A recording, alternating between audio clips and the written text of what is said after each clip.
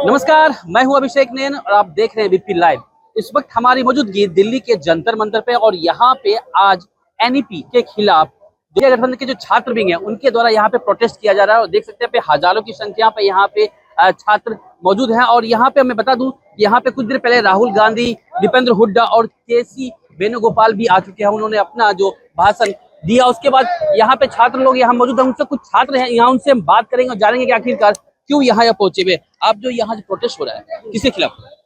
हम लोग आज पूरे छत्तीसगढ़ से सैकड़ों की संख्या में लोग केंद्र सरकार से रूट कर छात्र, हमारे यहाँ भी एक केंद्रीय विश्वविद्यालय है, कई वर्षों से देख रहे छात्र संघ चुनाव होने नहीं दे रही जब से मोदी की सरकार आई है। इस प्रकार के बहुत तमाम मुद्दे हैं छत्तीसगढ़ के भी और पूरे देश के भी। जैसे कि अब एनईपी को ले लीजिए, जो नियम आए हैं, और यूजीसी की यूनिवर्सिटी ग्रांट कमीशन की जो नियम आए हैं उसके विरुद्ध। और अगर आज आवाज नहीं उठाएंगे तो लगातार ये निरंतर इनका जारी रहेगा। चलिए और भी लोगों से बात कर लेते हैं। क्या नाम है सर आपका? अपूर्व शर्मा।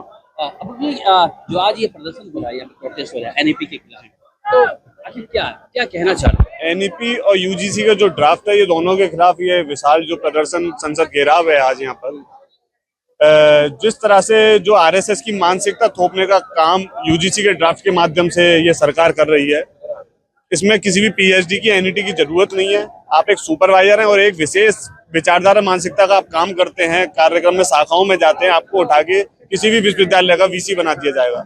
जिस तरह से एआई काम करती है, आर्टिफिशियल इंटेलिजेंस, जो आने वाले देश की भविष्य पीढ़ी को सोचने समझने पर मजबूर कर रही है, कुछ भी सवाल पुट करो वो जिस तरह से आंसर दे देती है, सेम यही आरएसएस की मानसिकता है, देश के भविष्य को खोखला करने के लिए, बर्बाद करने के लिए। आरोप प्रत्यारोप की बात ना करके आप मुझे ये बताएं, जो एनईपी के खिलाफ लोग प्रोटेस्ट कर रहे हैं, उसका मुख्य कारण किस वजह से आप प्रोटेस्ट कर रहे हैं, ये आम जनता समझना चाहती है।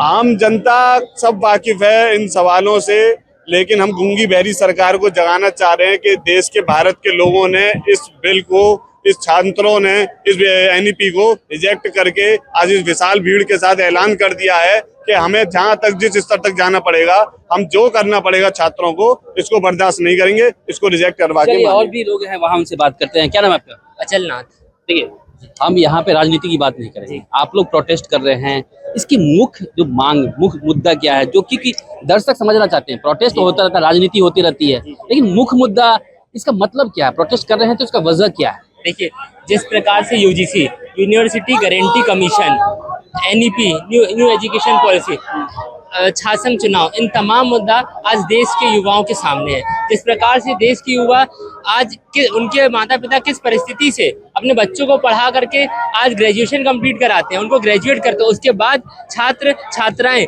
आज रोजगार से वंचित हो जाती हैं। आज देश की सरकार वो छात्र संघ चुनाव ना करा करके छात्रों की लीडरशिप को आगे नहीं कर रही है। आज जो बड़ी बड़ी यूनिवर्सिटीज में कुलपति बैठे हुए हैं, उनका कोई पर्सनल, उनका एक्सपीरियंस, 10 साल का जो एक्सपीरियंस यूजीसी की पॉलिसी में होता है, ये सब नहीं देखा जा रहा। न्यू एजुकेशन पॉलिसी की अभी आपने बात उनसे पूछ रहे थे कि उसका असल मायने क्या है। न्यू एजुकेशन पॉलिसी से आज युवाओं ने और छात्रों ने एक बहुत उम्मीद जताई थी। उनकी उम्मीद ये थी कि न्यू एजुकेशन पॉलिसी में उनको शिक्षा में छूट मिलेगी, कॉपी बुक्स में छूट मिलेगी। लेकिन जब से न्यू एजुकेशन पॉलिसी आई है, जीएसटी बढ़ी है कॉपी बुक में और एजुकेशन में फीस पे वृद्धि हुई है। चलिए, और भी युवा हैं। आप कहाँ से आए? मैं सतना मध्य प्रदेश से आया हूँ। मेरा नाम हर सिंह है। मैं एनएसवाई में जिला महासचिव हूँ। जो कि आज ये प्रोग्राम, भाई सब कुछ ठीक है, मैं बार बार कह रहा हूँ, आपने बताया कि जो पॉलिसी के खिलाफ लोग प्रोटेस्ट कर रहे हैं, आखिर इस प्रोटेस्ट का मकसद क्या है? सिर्फ राजनीति है या वाकई में कुछ है?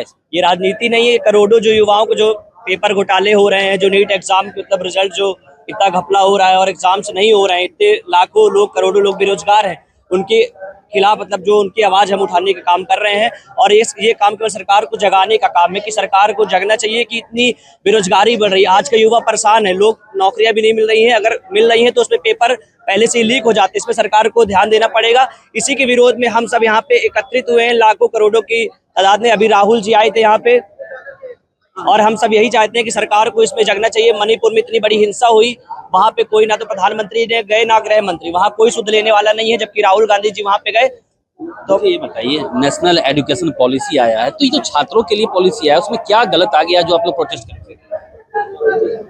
मेन मुद्दा ये है कि जो भी पेपर एग्जाम जो हो रहे हैं वो लीक ना हो, और जो लाखों करोड़ जो बेरोजगार युवा हैं उनका मतलब उनको न्याय मिले, उनको रोजगार दिया जाए और सरकार इसमें जागे, बस हमारी इतनी कोशिश है। चलिए और भी लोगों से बात करते हैं। क्या नाम है?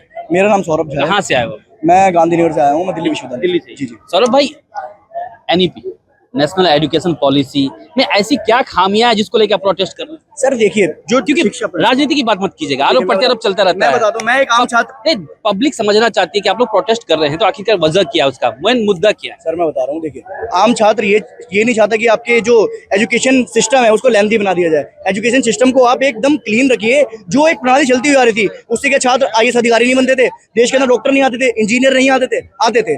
लेकिन आप अगर शिक्षा व्यवस्था को, प्रणाली को आप 3 साल से लेकर के 4 साल का ग्रेजुएशन कर देंगे, उसके बाद 1 साल उसमें कम कर देंगे। सर ये जो है, जो टैक्टिक्स यूज कर रही है सरकार, ये एंट्रेंस एग्जाम बढ़ा करके देश के अंदर आप क्या मैसेज देना चाह रहे हैं? कोचिंग माफिया को इनसे फायदा हो रहा है। छात्र आज नाराज है इन चीजों से। चलिए, एक लड़की भी है, यहाँ बात करते हैं। आप भी छात्र हैं? हाँ जी। क्या पढ़ाई कर रही हैं? मैं पास आउट दिल्ली यूनिवर्सिटी से। नाम? क्वींस जी। कहाँ से? बहादुरगढ़, हरियाणा। हरियाणा से? हाँ जी। लगा जैसे कि विदेश से आए हो। आज जो प्रोटेस्ट हो रहा है, कम शब्दों में अगर बात करें, इसकी वजह क्या है? राजनीति की बात ना करें। New education policy, paper leak, number of suicide cases जो इंडिया में बढ़ रहे हैं, अनएम्प्लॉयमेंट, बस यही सब। इसी को लेके तो ये नई पॉलिसी में क्या ये सब के लिए आपको सहयोग नहीं मिलेगा? कहाँ ही मिल रहा है सहयोग? हमारा एजुकेशन सिस्टम इतना कॉम्प्लेक्स हो गया है आज की डेट में, किसी को कुछ समझ नहीं आ रहा है।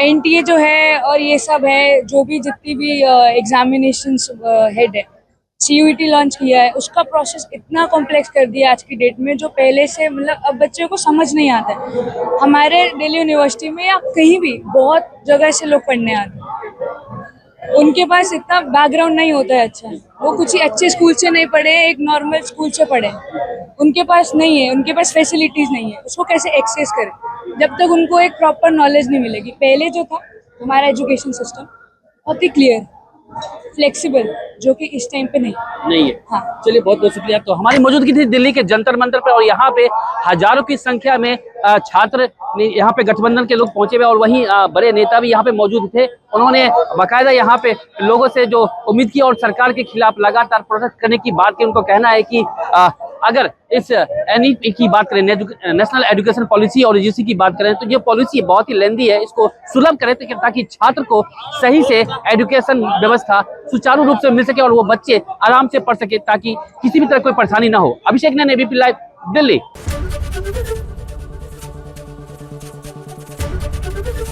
एबीपी गंगा, खबर आपकी, जुबान आपकी।